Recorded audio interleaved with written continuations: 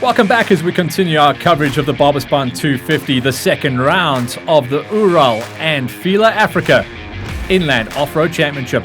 Plenty of stories and drama coming back from the prologue, and once again, the Barberspan 250 living up to its take no prisoners reputation.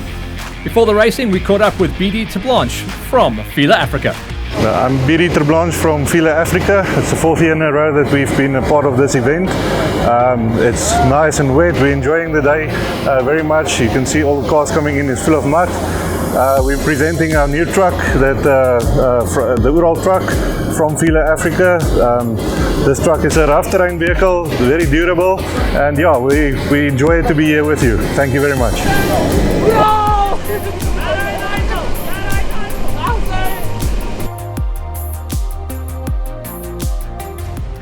Ural Trucks giving us a lot to talk about, but with the big dog moved out the way, it's up to the race cars to now take center stage, and Barberspan 250 about to get fired off in emphatic style with the big Nissan locked and loaded and good to go.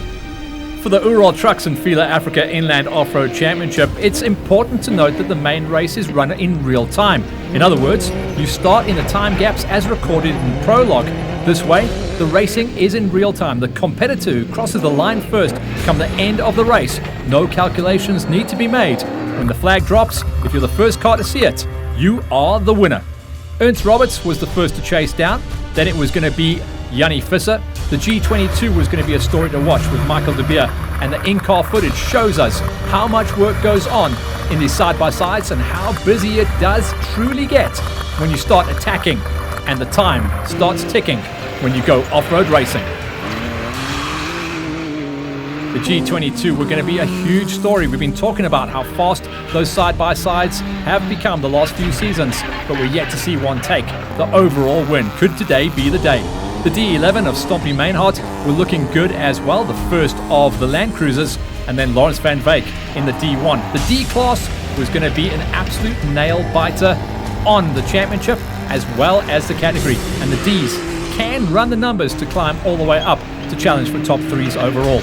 Glen Turon and Bumblebee, what a sight to see that thing in full flight. And they were going to get chased down by the Polaris. We're expecting to see the Polarises get a move on. There's been a lot of talk about maybe 2 or 3 more of these joining the tour come later on in 2020. The Fissers, what a chance to go out, and just to prove my point about how close the time gaps were, around about 10th place coming out the prologue, there is 1, 2, 3 cars separated by 1, 2, 3 seconds, racing straight out the gate. The P44 of Kobus Fourie was positioned nicely just outside of the top 10 overall, and the Ps, depending on the way that the track is laid out, if it's technical, they can run the numbers, and the early sand sections would have been great fun in the Class P open wheelers. They do tend to sit right on top of all the sand and the roost. They were going to be chased down nicely by Louis Schlebusch, the side-by-side, a very aggressive attack and approach coming in from the Schlebusch crew in the G13. Hopefully they'd be able to hold it all together. And then Heini Stumpfer, remember, he was the man, and this was the car that opened up early in the morning, the first out on the prologue. We caught up with Steyn Viviers coming in off the prologue. He seemed to be pretty chipper, lost a little bit of body panels coming in from the prologue.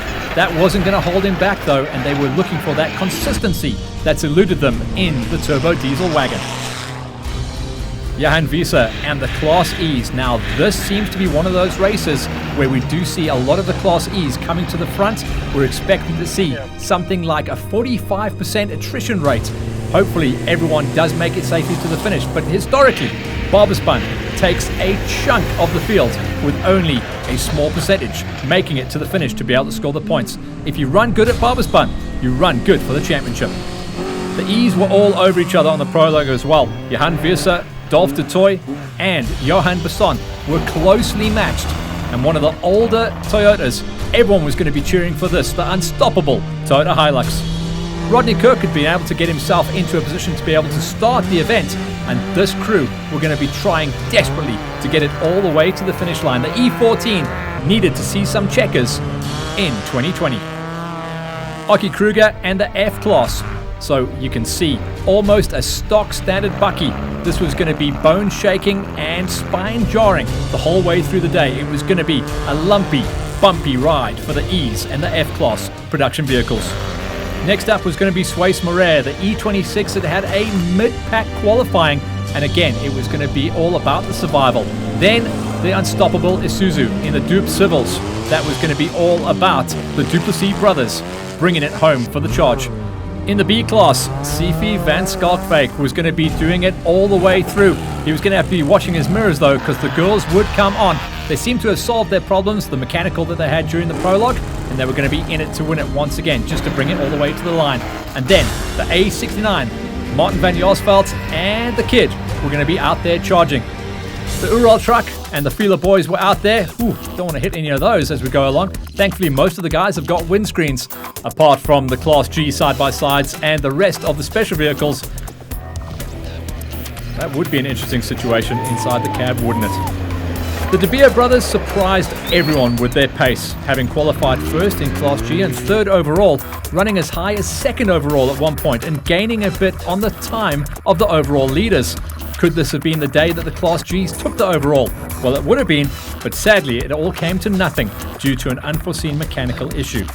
Their side-by-side runs 2 fuel tanks, as with many systems, and the fuel pump, which is supposed to transfer fuel from one side to the other, failed, leaving them stranded and dry. A rather unfortunate and frustrating end to their first appearance in the series, and a case very much of what could have been. But rest assured, the boys will be back, and the pace will be high. The G22 is here, and definitely means business.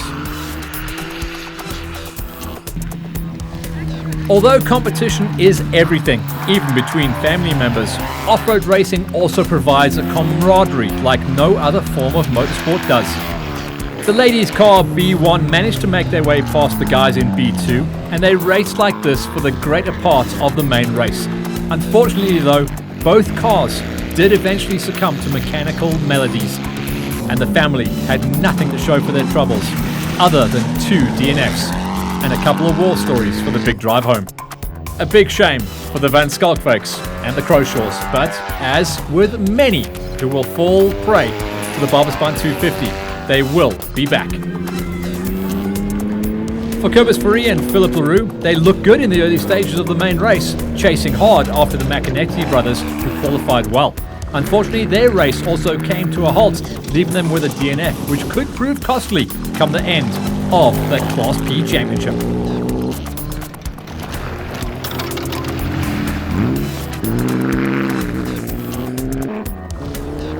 Even at this early stage of the race, the Barberspan curse was in great effect.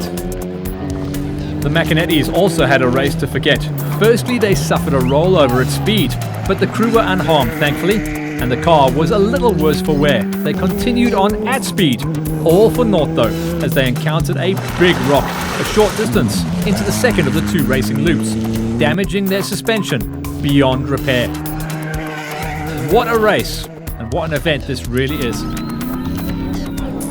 The Van Jaarsvelds had a bit of a nightmare start to their campaign in the BAT Spec 4. Suffering alternator problems in the prologue, they managed to get that fixed and had to start all the way from the back of the field. Senior is a hard charger, and as can be seen, he took no prisoners, making his way up and through the order to plough the traffic. But all the speed came to nothing, as the pair suffered a low-speed rollover, damaging their suspension in the process, and recorded a DNF. For Ahmed Yada and Keith Smith, they were fired up after their first win at the season opener. Ahmed always showed good pace, but reliability was lacking. With the win under their belt, they were hoping for more of the same, and it clearly looked like it was going to happen. But a front broken suspension part was their undoing. The Barberspan 250 claimed another superstar and would-be winner. Another long day in the office for Wayne Smith and Victor Fincham after they struggled at the Excelsior 250. This time, a DNF though. Wow. One by one they started, one by one they fall. Johan Bassan and Divan Kutsia gave it their all in the E11 Hilux. Never one to stop trying, Johan drove like a man possessed. Perhaps not the ideal way to tackle the iconic Barberspan event, but who are we to tell a racer to slow down? It's not in their genetic makeup. No matter what the strategy is beforehand, when the flag drops, it's all flat out from there. But in the end, Barberspan won. Another DNF.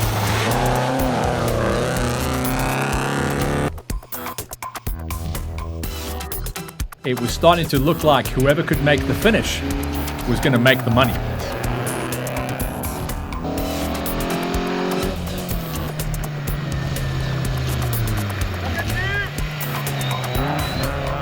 Make no mistake though, repairs can be made, and the cars will race once again.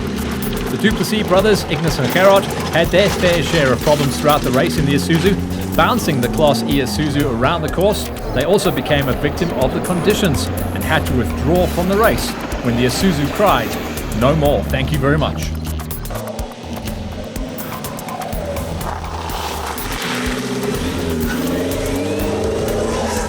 Historically, it has been suspension that takes the most pounding in the tough and changing conditions here at Barberspan.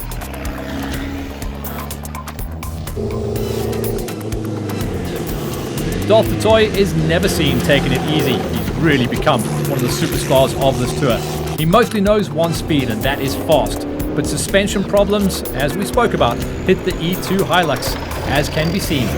He tried to soldier on to reach the finish line, but the team gave it their best to get the Hilux across the finish, but it all came to no avail. Barberspan claimed another one.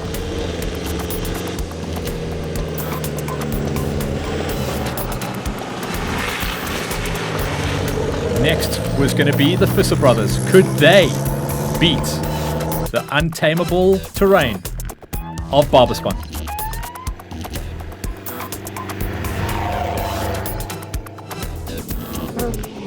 It was the first time out for the pairing of the Visser brothers, both having navigated plenty of time for Dad before. Jannie's Class S Bakkie proved a little bit too much for the youngsters. Looking at the cosmetic damage on the Bakkie, they certainly charged hard, but mechanical issues finally put paid in the end to what would have been a great debut and a huge story in the sport. Remember, they grabbed Dad's Bakkie when he jumped across into the Ford, which means they've got to pay the repair bill. Father and son, Louis and Christian Schlebusch, were attempting their first Barberspan 250. Don't know if they'd have made it across to the race had they known about the history, but their pace was good from the outset. They too, like the majority of the field, did not make it to the finish, but they too will be back. This really was turning into a huge story. The 2019 running of the same event, as with the 2018 event, saw huge numbers of cars on the sideline. This was once again going to be the same story of who could make it to the line. Suisse Marais and Jacques Leroux are farmers of this area, so they know exactly what they were in store for and knowing what to expect around the corner. A steady pace, staying out of trouble, paid dividends as they brought home their Hilux as the last of the finishers. Just 13 cars made it all the way to the flag. More importantly, they took third place in Class E, a well-deserved podium for the pair, who slowly built their pace and knew it was going to be all about making it to the finish to be able to get the rewards. For Aki and Jean-André Kruger, it was a similar situation, staying focused on finishing the race, knowing that with the demise ahead of them of Ahmed Jada, the class win was within their grasp, and finishing in fine style they did to take a well-deserved Class F win, and that catapulted them now to the top of the Class F point standings.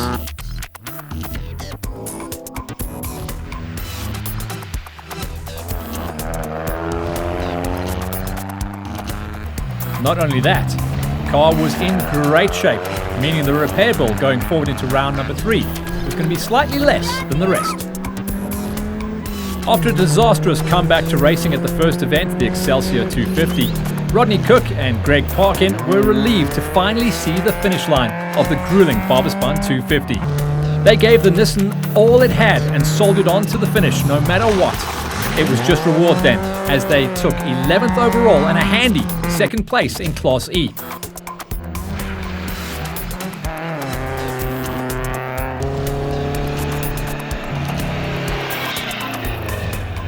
The result bolstered the team, and it was all smiles for driver, navigator, and on the sideline, their very enthusiastic crew, headed up as always by national driver Dave Huddy.